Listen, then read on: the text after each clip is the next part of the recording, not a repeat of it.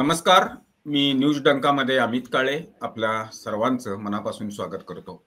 मित्रांनो, गणेश उत्सव अगदी तोंडावर आलेला आहे. समाजामध्ये सर्वत्र गणेश उत्सवाची धामधूम सुरू आहे. उत्साह आहे सगळीकडे. आपण बघतोय तरुण मंडळांमध्ये उत्साह आहे. विविध ठिकाणी देखावे सादर करण्याची तयारी अंतिम टप्प्यात आलेली आहे. या सगळ्या पार्श्वभूमीवर बोलण्याकरता आज न्यूज डंकाशी पुण्याहून जोडल्या गेलेल्या आहेत डॉक्टर माधवी महाजनताई. माधवी महाजनताई या पुण्यामध्ये असतात. समर्थ रामदास स्वामींच्या आधुनिक चरित्रांचा अभ्यास या विषयावर त्यांची PhD झालेली आहे. त्या स्वतः संस्थात्मक कार्यामध्ये सक्रिय आहेत, प्रवचन करतात. समर्थ आणि त्यांचं वाङ्मय हा त्यांचा अभ्यासाचा विषय राहिलेला आहे. याशिवाय त्यांची 4 पुस्तकं सुद्धा प्रकाशित झालेली आहेत. आज या गणेश उत्सवाच्या पार्श्वभूमीवर माधवीताई आपल्याशी संवाद साधणार आहेत. माधवीताई, न्यूज डंकाच्या स्टुडिओमध्ये आपलं मनापासून स्वागत करतो. नमस्कार. आता मी तुमचा परिचय करून देत असताना विषय काय आहे हा साधारण तुमच्या लक्षात आला असेलच. कसं आहे की महाराष्ट्रात अनेक दैवत आहेत. त्यापैकी श्री गणेशाच्या उपासनेला विशेष महत्व आहे. अथर्वशीर्ष, श्री गणेश कवच, श्री गणेश सूक्त अशा विविध माध्यमातून श्री गणरायाची उपासना ही केली जाते. सर्वत्र गणरायाची निष्ठेनं पूजा केली जाते. आपल्याकडच्या संत वाङ्मयामध्ये सुद्धा स्तवनाला अत्यंत महत्व दिलं गेलेलं आहे. समर्थ रामदास स्वामींनी ग्रंथराज दासबोधामध्ये पहिलं संपूर्ण दशक हे स्तवनाला वाहिलेलं आहे. त्यातला दुसरा समास हा गणेश स्तवनाचा आहे. या गणेश स्तवनाबद्दल आपल्याकडून जाणून घ्यायला आवडेल आणि याबद्दल आपण अत्यंत तपशीलवार बोलावं आणि आपल्या श्रोत्यांना मंत्रमुग्ध करावं अशी विनंती आहे. माधवीताई. नमस्कार. सर्वप्रथम सर्वांना गणेशाच्या आगमनाच्या शुभेच्छा. आता तुम्ही सांगितलं तसं की संत वाङ्मयामध्ये गणेश पूजन किंवा एकूणच गणेशाच्या उपासनेला अतिशय महत्व आहे. बरोबर. आता इतक्यातच एक नरसिंहा नावाचा पिक्चर आलाय. तुम्ही म्हणाल हे काय गणपतीवरनं नरसिंहावर. पण तेव्हा मला एक प्रश्न विचारण्यात आला होता की हे असं काही शक्य आहे का की सिंहाचं तोंड, माणसाचं हे असं म्हणे काही आपल्या पुराणांमध्ये उगाचच काहीतरी सांगितलं गेले. पण मला ह्या प्रश्नाची गंमत कधी वाटली, गणपतीबद्दल आपल्या मनात कधी शंका आली नाही. हनुमंताबद्दल आपल्याला कधी शंका आली नाही. वास्तविक पाहता ह्यांचे चेहरे जर बघितले तर ते वेगळेच आहेत. पण ही 2 दैवतं अशी आहेत की लोकांना ती इतकी प्रिय आहेत आणि इतकी ती मनामध्ये रुजली आहेत की ते काही वेगळे दिसतात असं वाटतच नाही. तर असा हा गणेश ज्याची उपासना म्हणजे नुसतं आपल्याला गणेशाचं नाव घेतलं तरी खूप छान वाटतं, प्रसन्न वाटतं की म्हणजे कितीही संकट असो पण गणपतीचं नाव घेतलं की आपल्याला अतिशय म्हणजे आपल्याला असं काही डोळ्यासमोर येत नाही की अरे त्याला सोंडे आणि त्याचा चेहरा असा आहे. त्याचे डोळे इतके शांत आणि असं मनाला दिलासा देतात. असं इतकं सुंदर लोभसवाणं त्याचं रूप आहे की त्याची उपासना आपण सहज करतो. म्हणजे अनेक दैवत आहेत पण मी ह्या संप्रदायाचा आहे म्हणून ही उपासना करतो अशी पद्धत आपण बघतो. पण गणेश हा एकमेव असा आहे ना की त्याची सगळेजण उपासना करतात. अगदी म्हणजे समर्थ रामदासांचं पण उपासना त्यांनी श्रीरामाची केलेली आहे. बरोबर बरोबर. पण गणेश त्यांचं आराध्य दैवत प्रभू रामचंद्र होते आणि उपास्य दैवत हनुमंत होते. पण तरीही गणेशाला त्यांच्या ह्या ग्रंथामध्ये स्थान आहे. म्हणजे इतर संतांनी जसं कुठलाही ग्रंथ लिहिताना सामान्य माणसाची वृत्ती कशी असते ना, मी केलं. आता तुम्ही माझा परिचय विचारला, माझी 4 पुस्तकं आहेत बरं का. अगदी असं मला सांगावंसं वाटलं. आपल्यातला हा मी जो आहे ना तो वेगळा आहे. पण हे जेव्हा लेखन करतात संत, कुठलंही कार्य करतात तेव्हा ते माझ्यामुळे होत नाहीये. तर हे गणरायाने मला बुद्धी दिली, शारदा मातेने मला शब्द दिले, त्यामुळे सद्गुरूंची कृपा माझ्यावर आहे. म्हणजे संपूर्ण दशक जो दासबोधामधला स्तवनाचा आहे स्तवनामध्ये समर्थांचा नम्रभाव तर आपल्याला दिसतोच, पण त्यामध्ये त्यांनी कसं पहिल्या समासामध्ये ग्रंथाचं पूर्ण स्वरूप सांगितलं आणि मग सुरुवात गणेशापासून केली. गणेश आहे, शारदा आहे, सद्गुरू आहे. कौतुकाची गोष्ट की त्यामध्ये श्रोत्यांचं देखील स्तवन केलंय. म्हणजे ऐकायला येणाऱ्या माणसाला काही कळत नाही आणि मी बोलणारा फक्त शहाणा, हा आपला भाव कुठे आणि संतांचा भाव कुठे, की समर्थांनी त्यांना ईश्वर स्वरूप मानलेले.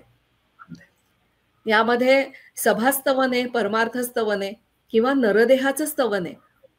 आता सभास्तवन किंवा परमार्थस्तवन म्हटल्यावर आपल्याला वाटतं की हा हे फक्त मंदिर, अध्यात्माविषयीचा हा गैरसमज आहे की हे सगळं मंदिरा करता किंवा हे देवदेव करायला सांगतात असं.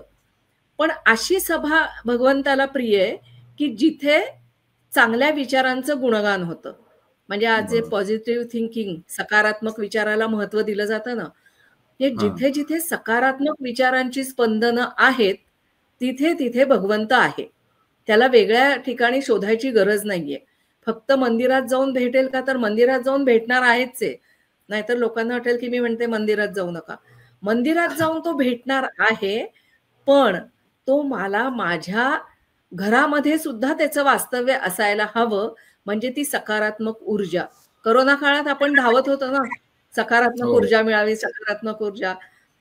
ती सकारात्मक ऊर्जा माझ्या घरात निर्माण व्हावी ह्याच्यासाठी मला खूप प्रयत्न करणं गरजेचं आहे. अर्थात तो भाग मोठा आहे की ती स्पंदनं मला माझ्या घरात उत्तम निर्माण करायची. मग ती माझ्या बोलण्यातनं असतील, माझ्या कृतीतनं असतील, माझ्या वागण्यातनं असतील. म्हणजे आपल्या भगवद्गीतेत जे कायिक, वाचिक, मानसिक तप दिलंय ना, त्या तिन्ही स्तरांवरती ही उत्तम ऊर्जा मला घरामध्ये निर्माण करता यायला हवी. तर माझं घर मंदिरासारखंच होणार आहे का नाही.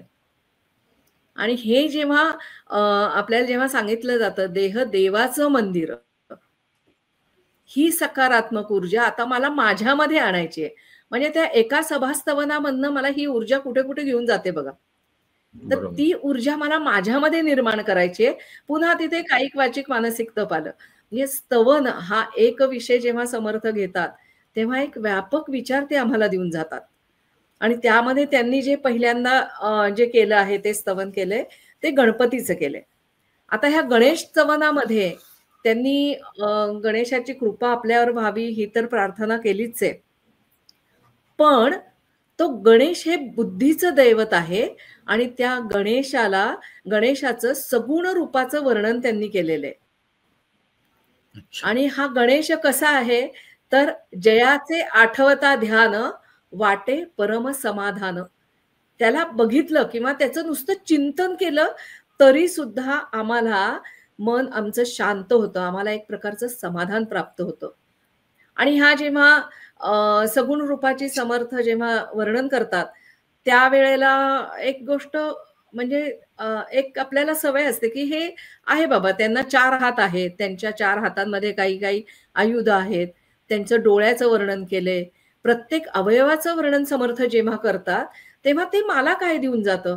मी तर साक्षात गणेश होऊ शकत नाही, मग गणेशाची कृपा माझ्यावर होते म्हणजे काय होतं, हा एक चिंतन करण्याचा विषय आहे.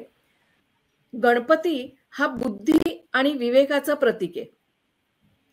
हा गणेश जो आहे त्याचं तोंड जर बघितलं तर ते लहान आहे आणि यातून हा मितभाषी हा गुण आपल्याला घेता येतो.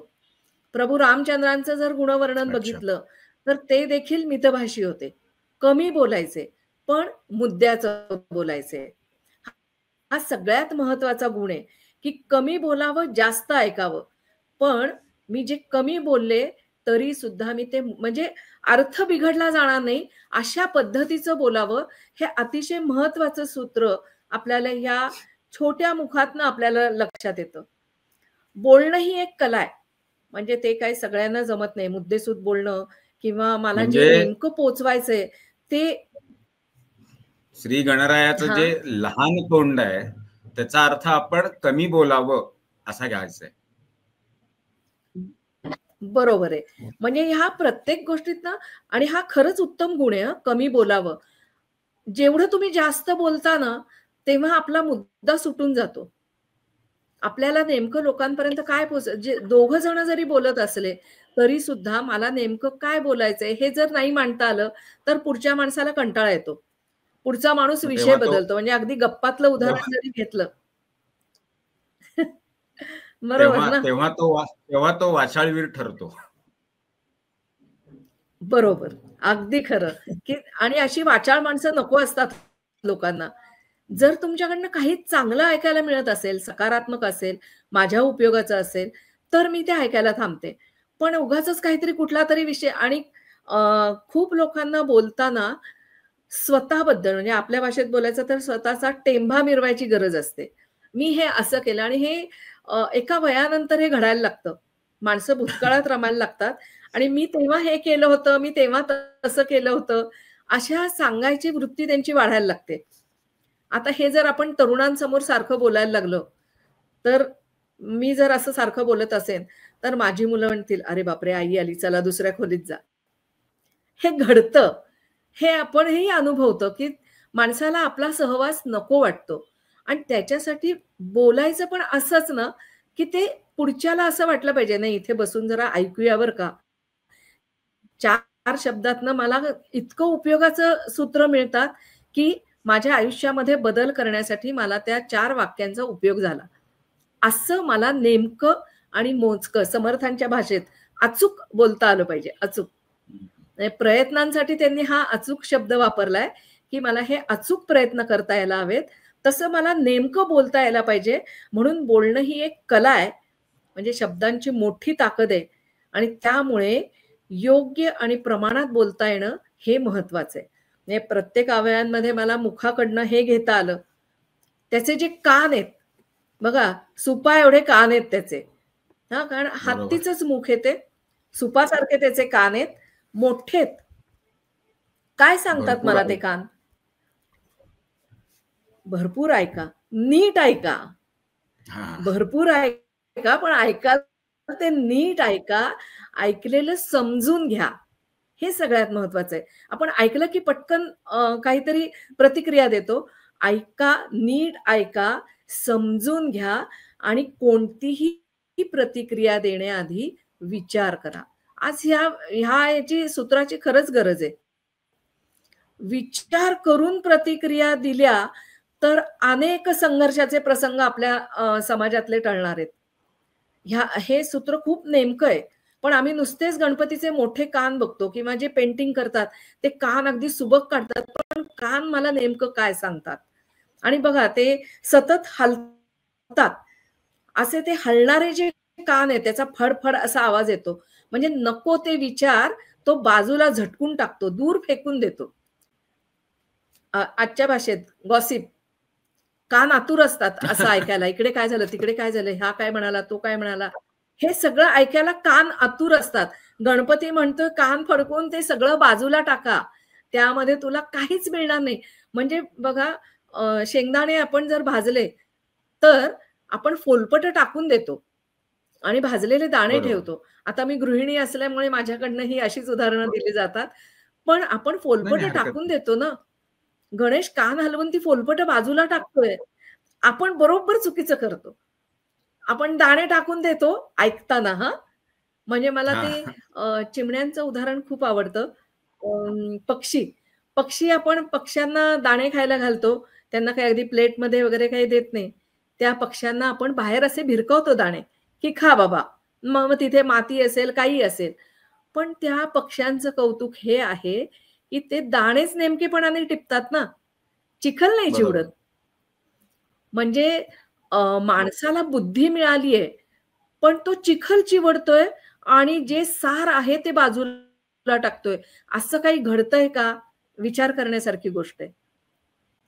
मग ही जी नकारात्मकता दूर झटकून टाकणारे त्याचे जे कान आहेत ना, त्याचे जो फडफड आवाज जो येतो ना, ही नकारात्मकता आपोआपच दूर जाते. म्हणजे हे गणपतीच्या कानाचं कौशल्य आहे ते, की त्याच्या त्या कानांच्या त्या फडफड आवाजाने ते नकारात्मकता म्हणजे वाईट विचार म्हणा, वाईट कानावर आलेले शब्द म्हणा, ते सगळे दूर जातात. असं हे गणेशाचे कान. गणरायाचं डोकं मोठं आहे, ते काय सूचित करतं, तर आपला दृष्टिकोन मोठा ठेवा. तो सांगतो की क्षुल्लक गोष्टीमध्ये अडकू नका. ही विचारांची व्यापकता जी आहे ते आपलं आयुष्य नक्की प्रगल्भ आणि यशस्वी बनवतं. आता राग, द्वेष या नकारात्मक ऊर्जांमध्ये जर अडकलं तर नुकसान आपलंच आहे. म्हणून ही व्यापकता अतिशय महत्वाची आहे. म्हणजे त्या प्रत्येक गोष्टीला अर्थ आहे. ज्यांनी माझ्या जीवनाला आकार मिळतो, माझ्या जीवनाला काहीतरी चांगली दिशा मिळते. त्याच्यासाठी या प्रत्येक गोष्टीतनं मला काहीतरी शिकायला मिळतं आणि नेमकं काय शिकायला मिळतं हे आपण शोधण्याचा प्रयत्न करतोय. आता त्याचे जर डोळे बघितले तर ते अतिशय सूक्ष्म आहेत, म्हणजे बारीक आहेत. बारीक आहेत म्हणजे काय, ते अतिशय सूक्ष्म असं निरीक्षण करतात. सूक्ष्म निरीक्षण करणं हे त्या लक्षवेधी जे डोळे आहेत त्याचं महत्वाचं आपल्याला लक्षण बघायला मिळतं. त्याच्या तीक्ष्ण नजरेतनं काही सुटत नाही. आता जर बघितलं तर फक्त बारीकच डोळे नाहीयेत, तर ते ध्यानमग्न असे शांत आणि ध्यानमग्न असे डोळे आहेत. म्हणजे केवळ बाह्य जगाकडे बघू नका, तर थोडं अंतरंगामध्ये पण डोकावा. स्वतःच्या आतमध्ये स्वतःशी संवाद साधा. हे खूप महत्वाचं आणि गरजेचं आहे. म्हणजे केवळ मेडिटेशन करून हे होणार नाहीये, तर मला ती सवय लावून घ्यायला लागते. मला माझ्याशी संवाद साधता आला पाहिजे. मला नेमकं काय हवंय, मला काय करायचंय, मला माझा जर शोध घ्यायचा आहे. भगवंत शोधायचा म्हणजे काय, मला स्वतःला शोधायचंय ना. कारण भगवंत सगळ्यांमध्ये, भगवंत जर सगळ्यांमध्ये आहे तर मला शोधायचं काय, मला स्वतःला शोधायचंय. आणि मला जेव्हा स्वस्वरूपाचं ज्ञान होईल ते त्यालाच आत्मज्ञान, तोच तो टप्पा आहे. भगवंत मला तिथेच सापडणार आहे. आधी तू तुझी ओळख करून घे. आपण जे सतत बाहेर धावतो, तर गजानन मला सांगतो की नाही, आतमध्ये डोकाव, स्वतःचा शोध घे, स्वतःला थोडंसं शांत बसव, शांतपणे आत्मपरीक्षण कर, आत्मचिंतन कर. या सगळ्या सूचना ज्या आहेत ना, त्या न कळत मला त्याच्या अंतर्मुख करणाऱ्या त्याच्या डोळे जे आहेत त्याच्यातून मला ह्या मिळत असतात. आणि असे हे त्याचे जे बारीक डोळे आहेत ना, ते आपल्याला खूप आकर्षक वाटतात. बघा, आपल्याला ते भेदक नाही वाटत. कसं आहे, एखाद्या वाईट विचाराची व्यक्ती किंवा अगदीच त्या देव दानव ह्यामध्ये जाऊ, राक्षस जे आहेत, दुष्ट वृत्तीचे जे आहेत, त्यांना ते डोळे भेदक वाटतात. आता वणीच्या देवीला आपण सगळे जातो, देवीचे डोळे नेहमी मोठे दाखवतात, कारण राक्षसाचा संहार करणारी अशी ही देवी. पण त्या डोळ्यांना जो भक्त असतो ना, जो अनन्य भक्त आहे, तिची अनन्यपणे साधना करतो, तिच्याशिवाय दुसरं कोणीही नाही अशी ज्याची वृत्ती आहे, अशी ज्याची भक्ती आहे, त्याला त्या डोळ्याची भीतीच नाही वाटत. गणेशाच्या डोळ्याची आपल्याला कधीच भीती नाही वाटत.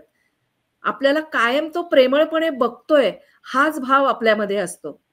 एक शांत असा एक स्पंदन आपल्याला त्याच्याकडनं मिळते, शांत ऊर्जा आपल्याला मिळते.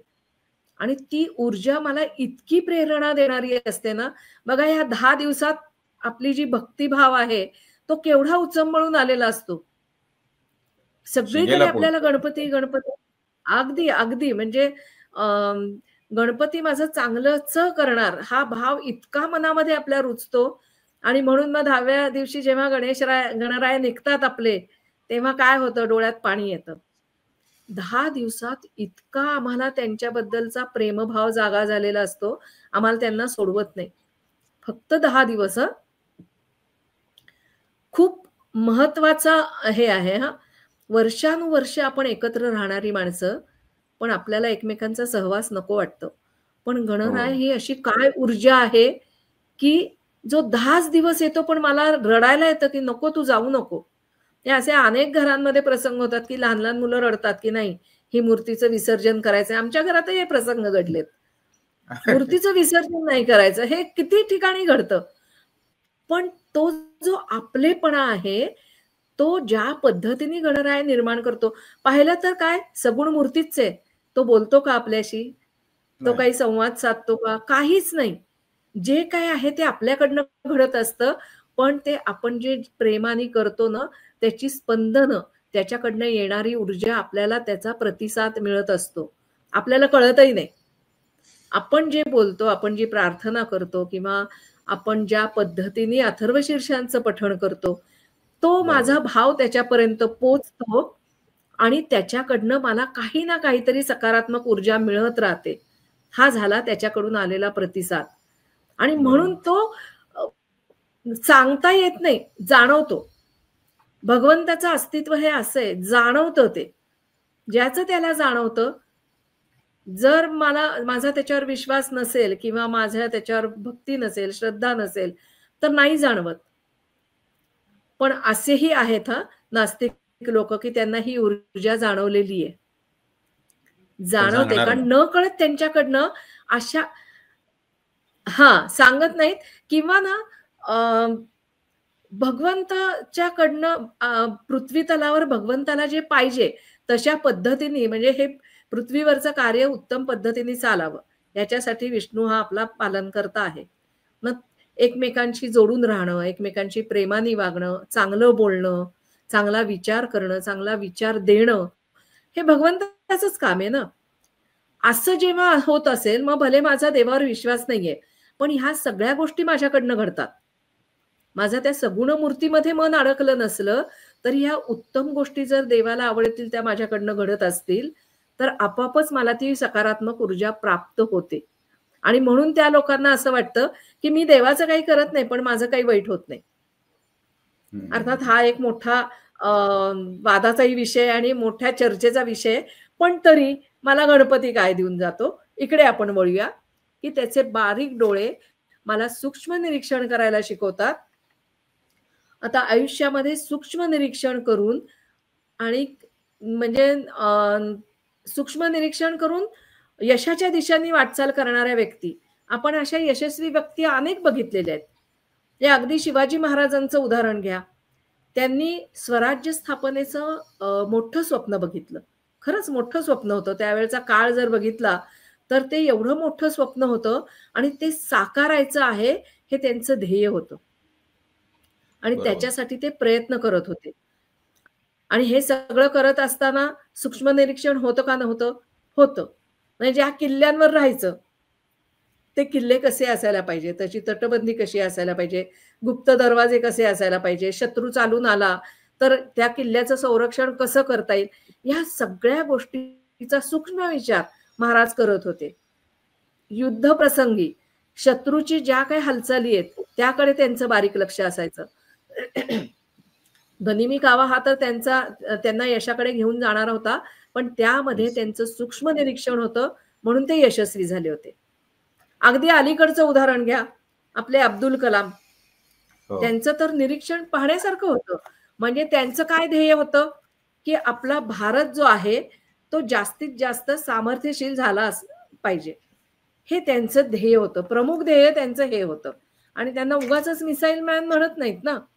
म्हणजे एखाद्याला एखादी उपाधी का मिळते, त्याची ती ओळख का बनते, हे खूप महत्वाचं आहे. ते जे क्षेपणास्त्र तयार करायचं होतं, ते जे तंत्रज्ञान होतं, त्यातला सूक्ष्म विचार त्यांनी केलेला आहे. तपशीलवार विचार, म्हणजे स्वतः त्यामध्ये रस घेऊन त्यांनी ह्या गोष्टींकडे लक्ष दिलेलं आहे आणि त्या पद्धतीने आपली वाटचाल केलेली आहे. त्यामुळे ह्या व्यक्ती यशस्वी घडलेल्या आहेत. या आजही जर मी सूक्ष्म निरीक्षण करून, आणि समर्थांचं अतिशय महत्वाचं सूत्र, अखंड असावे सावध. सावधपणे सूक्ष्म निरीक्षण करून जर मी वाटचाल केली, मग माझं भले कुठल्याही मी कार्यक्षेत्रात असो, त्या प्रत्येक ठिकाणी जर माझं अशा पद्धतीने कार्य झालं तर मला नक्की यश मिळणार आहे. आणि असे हे सूक्ष्म बारीक डोळे जे आहेत ते मला या इतक्या सूक्ष्मतेकडे घेऊन जाणार आहेत. आणि म्हणून मला गणपतीचे डोळे खूप आवडतात. या कुठलंही चित्र काढताना पहिले त्याचे डोळे फार महत्वाचे असतात. डोळ्यांमधले भाव चित्रामध्ये कसे आहेत त्याच्यावरनं ते चित्र छान झालं आहे का कसं झालं हे कळतं. तर तसं आहे, ते गणपतीचे डोळे जे आहेत ते अतिशय महत्वाचे. आता गणपतीची अजून एक ओळख म्हणजे काय, लंबोदर. त्याचं पोट मोठं असतं, सगळे अपराध तो पोटात समावून घेतो आणि म्हणूनच तो लंबोदर आहे. आपल्या आयुष्यात अनेक संकट दुःख येत राहतात. हा सगळ्यांच्या आयुष्यात येणारा प्रश्न आहे, पण ते पचवण्याची एक ताकद लागते. आणि म्हणजे बघा, आता काय मोठं पोट हे आजकाल सौंदर्याचं लक्षण मानलं जातं, अशी परिस्थिती आहे. त्यामुळे मोठं पोट ही आपल्यासाठी नवीन गोष्ट नाही.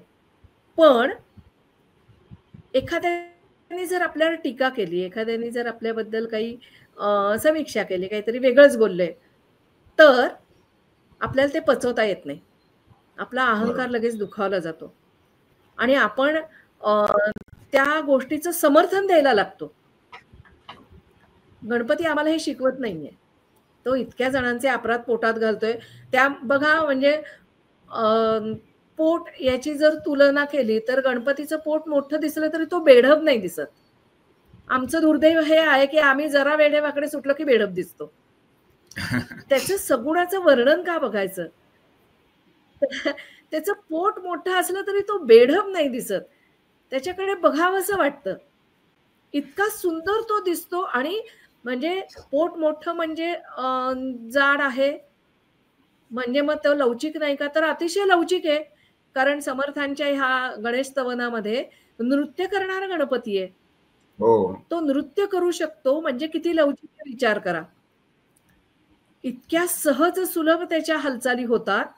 असा तो लंबोदर आहे. म्हणजे त्याचं मोठं पोट आपल्या नजरेला खुपत नाही. तो बेढब दिसत नाही. सहजपणे तो सगळ्यांचे अपराध पोटात घालतो. आता हे अपराध पोटात घालणं हे खरंच खूप मोठं गुण आहे बरं का. कारण कोणी जरी आपल्याशी चुकीचं वागलं, माझ्या चौकटीत बसत नाही ते चुकीचं. हा, चूक आणि बरोबर आपण कसं ठरवणार? जी गोष्ट तुम्हाला बरोबर वाटते कदाचित ती मला चुकीची वाटते. म्हणजे मग ती बरोबर किंवा चूकच आहे असं नाही ना. बरोबर आणि चूक, मी कधी बरोबर वागते किंवा चूक वागते, माझ्या कुठल्याही वर्तनातनं जर तुम्हाला किंवा इतरांना त्रास होणार असेल, समाजाची घडी विस्कटणार असेल, तर ते वाईट आहे. पण माझ्या वागण्याने जर समाजाचं चांगलं होणार असेल, कुणाला इजा होणार नसेल, तर ते बरोबर आहे. हे ढोबळमानाने आपण म्हणू शकतो. पण इथे भगवंत काय करतात? गणेश सगळ्यांचे अपराध पोटात घेतायत. म्हणजे क्षमाशील वृत्ती ही सगळ्यात महत्वाची आहे. सहनशीलता ही महत्वाची आहे. हे सगळे गुण मला तिथे म्हणजे व्यापकता म्हणजे काय? आता क्षमाशील वृत्ती,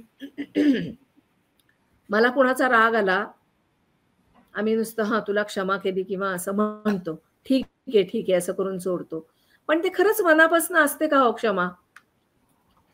आतमध्ये राग धुमसतोय का? आतमध्ये राग जर धुमसत असेल ना, तर त्या क्षमेला अर्थ नाही. आणि म्हणून माऊलींनी एक छान शब्द वापरलाय, अनाक्रोशे क्षमा. प्रभू रामचंद्रांनी कैकेयीला क्षमा जी केली ती अनाक्रोशे क्षमा केली. कुठलाही राग मनात नाही, कुठलीही धुसफूस नाही, सहज स्वीकारणं, ही जी क्षमेची पातळी आहे ना, ती गाठायला सांगतोय आम्हाला इथे भगवंत. ही क्षमाशीलता अपेक्षित आहे. नाहीतर क्षमा करायची आणि त्याच वेळेला मनातल्या मनात त्यांनी काय होतं, म्हणजे ही नकारात्मकता का नको? त्याचा परिणाम पुढच्या व्यक्तीवर होत नाही, माझ्यावर होतो, माझ्या तब्येतीवर होतो, माझं मनस्वास्थ्य बिघडतं आणि ह्या सगळ्यातनं नुकसान फक्त माझंच होतं. हा जो व्यापक विचार करण्याची जी कला आहे, ही कलाच आहे. तर ती मला ह्या भगवंताकडनं शिकायला मिळते. आता गणपतीची सोंड लहान मुलांना अतिशय आवडते. कशी आहे ही सोंड? म्हणजे ह्या सोंडेचं, ह्या सगळ्याचं वर्णन समर्थांनी ह्या गणेश स्तवनामध्ये केलेलं आहे. त्याची जी सोंड आहे ती अतिशय लवचिक आहे आणि ती मला काय शिकवते? परिस्थितीनुसार बदलायला शिकलं पाहिजे. जशी परिस्थिती म्हणजे बघा, रोजच्या दिवसाला आपल्याकडे इतके बदल आहेत, आपण अपडेट राहिलो नाही तर आपल्याला काही कळत नाही. आणि मग मी माझंच जुनं जर धरून ठेवलं तर आत्ताच्या बदलत्या काळानुसार मला ऍडजस्ट होता येत नाही. परिस्थितीनुसार मला बदलायला शिकलं पाहिजे, हे या सोंडेची लवचिकता मला शिकवते. आणि तसंच ही जी सोंड आहे तिच्या हालचालींवर गणेशाचं पूर्णपणे नियंत्रण आहे. आणि हे नियंत्रण जे आहे ते आपल्याला आपल्या इंद्रियांवर ताबा ठेवता आला पाहिजे. हे नियंत्रण मला जमलं पाहिजे. माझ्या रागावर मला ताबा ठेवताच आला पाहिजे. मला जो इतरांबद्दल द्वेष वाटतो, मत्सर वाटतो, ह्या सगळ्याच्या सगळे जे विकारच म्हणतात, त्याला दोष म्हणतात, ह्या दोषांवर मला नियंत्रण ठेवता आलं पाहिजे. आता क्रोध हा विकार जो आहे, तर हे जे विकार आहेत ते नकोच का? तर ते थोड्या प्रमाणात हवेत. म्हणजे एखादा पदार्थ करताना आपण जसं मीठ वापरतो, ते जास्त घालत नाही किंवा साखरही अति घातली तर ते अति गोड पण आपल्याला नको वाटतं. प्रमाणात हे विकार असायला हवे. म्हणजे राग हवा, तर त्याच्यासाठी मी गोष्ट सांगत होते, की एका गावामध्ये काही लोकं कुजबुज करत असतात. तिथून एक साधू महाराज येतात. ते म्हणतात, "तुमच्या समोर काही समस्या आहे का?" तर ते लोकं म्हणतात, की "हो, काय आहे, पलीकडच्या गावात जाण्यासाठी मध्ये एक जंगल लागतं आणि त्या जंगलातनं जाणारा रस्ता आहे तो जवळचा आहे. त्यामुळे आम्हाला बरं. त्या रस्त्यावरनं जाणं सोयीचं जातं. पण तिथे एक मोठा नाग आहे, जो आम्हाला त्या रस्त्यावरून जाणं येण्यासाठी म्हणजे तो असला की आम्हाला भीती वाटते, आम्ही जाऊ शकत नाही." तर साधू महाराज म्हणतो, "ठीक आहे, मी जातो जंगलामधनं." तर लोकं म्हणतात, "अहो नाही, तो खूप दुष्ट आहे आणि तो तुम्हाला मारून टाकेल." साधू महाराज म्हणतात, "ठीक आहे, मी बघतो काय आहे ते." ते जंगलात जातात. आता ह्या गोष्टीमध्ये अ, अ, साप बोलतो, माणूस बोलतो, बोलतात प्राणी. ती भाषा कळायला लागते खरं तर. हां. कारण बघा, प्राण्यांचे कम्युनिकेटर आहेत, डॉग कम्युनिकेटर आहेत. त्यांना त्यांची भाषा समजते. त्यामुळे साधूंना त्या नागाची भाषा येत असते. ते जंगलात जातात. नागाच्या तिथे जातात. तो अर्थातच त्यांच्या अंगावर येतो. पण ते त्याला चांगले शब्द ऐकवतात आणि त्याला सांगतात, की "बाबा रे, तुझ्या ह्या स्वभावामुळे काय झालंय, गावातली लोकं तुझ्यावर खूप चिडली आहेत आणि तुझ्यामुळे त्यांना खूप समस्या निर्माण होत आहेत. तर तू एक काम कर." म्हणजे साधूचं बोलणं ऐकल्यानंतर तो जो नाग आहे तो त्यांना शरण जातो आणि तो बरं. म्हणतो, की "तुम्ही म्हणाल ते मी करतो." मग तो नाग म्हणतो, की साधू म्हणतात, की "ठीक आहे, मग तू आता एक काम कर. एक वर्षभर मी सांगतो तसं वाग. लोकांना ह्या जंगलातनं जाऊ जाऊ देत पलीकडच्या गावामध्ये. त्यांना तू काही त्रास देऊ नकोस." नाग म्हणतो, "ठीक आहे, काय हरकत नाही." 1 वर्ष होतं. 1 वर्षांनी साधू महाराज तिथून येतात. पुन्हा त्या गावात येतात आणि बघतात की एक जंगलाच्या कडेला एक नाग आहे आणि मुलं त्याला दगड मारतायत. ते जवळ जातात, मुलांना सांगतात, "अरे ह्याला मारू नका" वगैरे आणि ते जवळ जाऊन बघतात तर ज्या नागाला त्यांनी प्रबोधन केलेलं असतं, तोच नाग तिथे दगडांनी मार खात पडलेला असतो. साधू म्हणतात, "काय रे तुझी ही अवस्था?" नाग म्हणाला, "हे तर तुमच्यामुळेच झालंय. तुम्ही जे मला तत्वज्ञान सांगितलं त्याच्यामुळे मी माझा राग सोडला आणि तो राग सोडल्यामुळे लोकांनी माझी ही अशी अवस्था केली." म्हणजे आपण मगाशी जे चिमणीचं उदाहरण बघितलं, तिला आम्ही दाणे दिल्यावर ती नेमके दाणे टिपते. ती चिखल चिवडत नाही. इथे सापाने काय केलं, नेमकेपणाने त्याला ते तत्व कळलं नाही. त्यामुळे त्यांनी रागावणं सोडलं. पण साधू म्हटला, की "मी तुला रागावू नको असं सांगितलं होतं. कुणाला मारू नको असं सांगितलं होतं. फुत्कार टाकू नको असं सांगितलं नव्हतं. जर तू फुत्कार सोडला असतास, तर आपोआपच लोकांना तुझा धाक राहिला असता." म्हणजे राग बरोबर. हवा, पण तो किती प्रमाणात, हे मला त्या गोष्टीतनं समजतं, की तुझ्या रागाने कुणाचं नुकसान होता कामा नये. पण त्यांच्या तू चिडत नाही म्हणजे अध्यात्माबद्दल एक समज आहे ना, की नम्र राहायला शिकवतात. अ, आरेला कार्य करायचं नाही असं आपल्याला अध्यात्मशास्त्र शिकवतं. ही गोष्ट मला बरोबर हेच शिकवते, की राग हवा, पण तो कुठल्या प्रमाणात वापरायचा हे नेमकेपणाने मला कळलं पाहिजे. फुत्कार सोडायला हरकत नव्हती. त्यांनी तुला हा मार खावा लागला नसता. हे तत्व ह्या आपल्या नागरायाला कळलं नाही. त्यामुळे त्यांनी मार खाल्ला. म्हणजे काय? थोडक्यात आपल्याला ह्या विकारही हवेत, पण त्याचा योग्य प्रमाणामध्ये त्याचा वापर करता यायला हवा. कुणाचं नुकसान होणार नाही आणि त्या विकाराने आपलंही नुकसान होणार नाही, याची काळजी घेता आली पाहिजे. तर असं हे त्याच्या अवयवांविषयीचं जे वर्णन आलेलं आहे, त्यातून आपल्याला घेण्यासारख्या या गोष्टी आहेत. तसं त्याच्या हातामध्ये जी आयुध आहेत, त्याच्याबद्दल आपण थोडंसं बघूया. आता समर्थांच्या या गणेश स्तवनामध्ये परशु, कमळ, अंकुश आणि मोदक या 4 गोष्टींचा उल्लेख आलेला आहे. तर याच्यामधला जो परशु आहे, बघा अन्यायाला प्रतिकार करायला आपल्याला हा परशु शिकवतो. आपल्या जी काही दैवता आहेत त्याचं तुम्ही जर निरीक्षण केलं तर आपल्या ह्या सगळ्या दैवतांच्या हातामध्ये शस्त्र आहेत. शंकराच्या हातामध्ये त्रिशूळ आहे. प्रभू रामचंद्रांच्या आधी कोदंडधारी राम, धनुष्य बाण आहे त्यांच्या हातात. देवीची रूपं बघितली तर शस्त्र, अनेक शस्त्र तिच्या हातामध्ये आहेत. राक्षसाचा संहार तिने केलेला आहे. म्हणजे अन्यायाला प्रतिकार करा हेच आम्हाला ह्या प्रत्येक दैवतांनी शिकवलेलं आहे. याचाच अर्थ काय? अध्यात्मशास्त्र अन्याय सहन करा हे शिकवत नाही. अध्यात्मशास्त्रही आम्हाला हेच शिकवतं की अन्यायाला प्रतिकार करा, कुणावर अन्याय करू नका आणि जो तुमच्यावर अन्याय होतो तो सहन करू नका. ज्यांच्यावर अन्याय होतो त्यांना देखील सहकार्य करा. म्हणजे इथे लगेच तलवार घेऊन निघा असं नाही सांगितलेलं, पण अन्याय सहन करू नका हे महत्वाचं सूत्र आम्हाला हा परशु देतो. आता गणपतीच्या हातात कमळ आहे बघा, एका हातात परशु आहे तर दुसरीकडे कमळ आहे. कमळ हे शुद्धतेचं प्रतीक आहे. खूप छान आहे. म्हणजे आपली लक्ष्मी देवी कमळावर बसलेली आहे.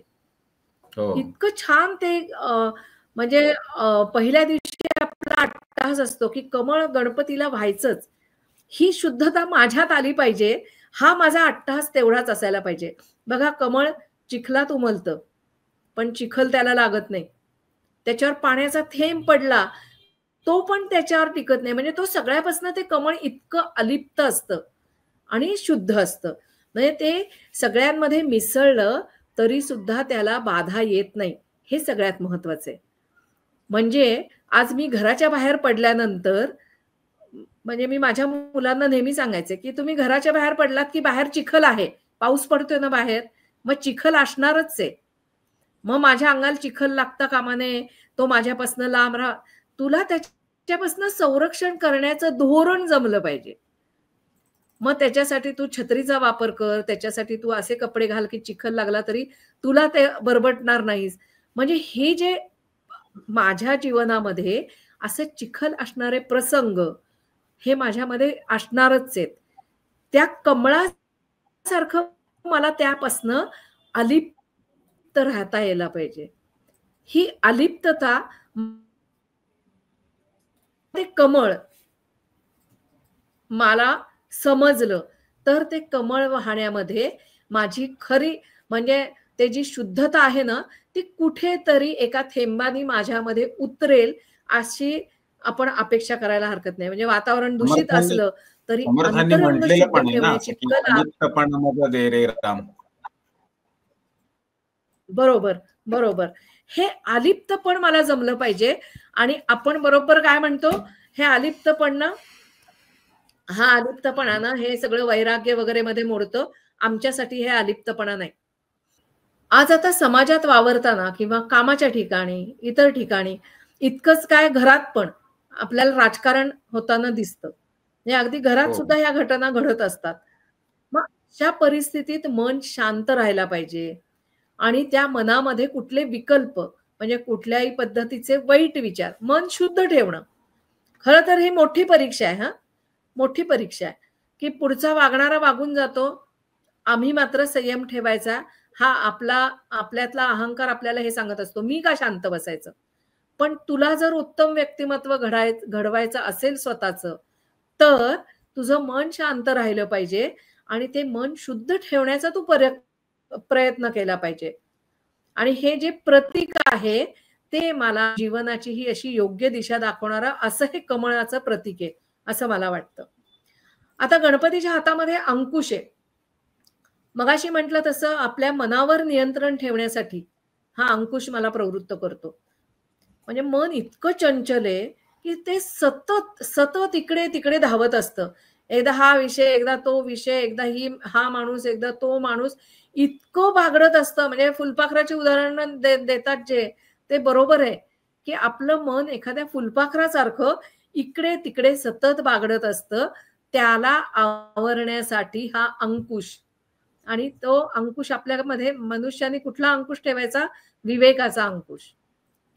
तुमच्यामध्ये विवेक असेल तर ह्या सगळ्यावर नियंत्रण आपोआपच येतं आणि त्याच्यासाठी मी सतत प्रयत्नशील राहायचं.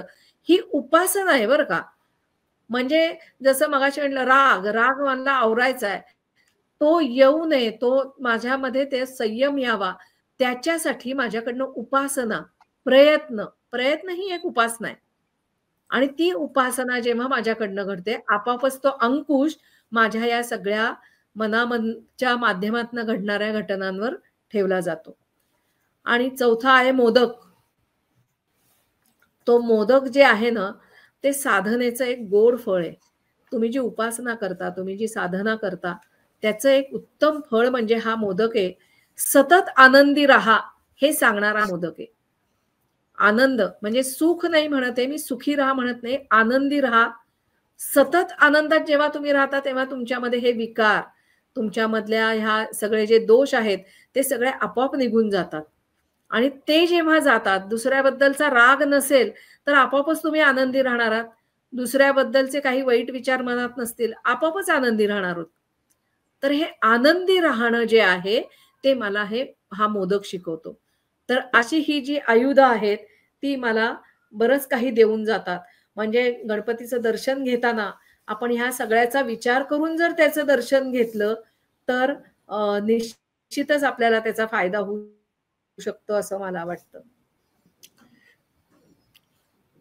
ठीक आहे माधवीताई, आपण आज गणेश उत्सवाच्या पार्श्वभूमीवर समर्थ रामदासांनी दासबोधामध्ये जे गणेश स्तवन केलेलं आहे त्या स्तवनाच्या अनुषंगानं पूर्ण तपशीलवार माहिती एक एक अवयवापासून ते आयुधापर्यंत आपण दिलीत आणि आमच्या श्रोत्यांना या सगळ्या आपल्या माहितीचा फायदा होईल, त्यांना हे सगळं जाणून आनंद होईल आणि श्री गणरायाचं दर्शन घेत असताना त्यांना या गोष्टीची आठवण सतत राहील की आपण या सगळ्या अवयवांचं दर्शन म्हणजे गणरायाचं दर्शन घेत असताना ही जे सगळे अवयव आहेत ते काय संदेश देतात याचा विचार ते त्यांच्या मनामध्ये सतत तेवत ठेवतील.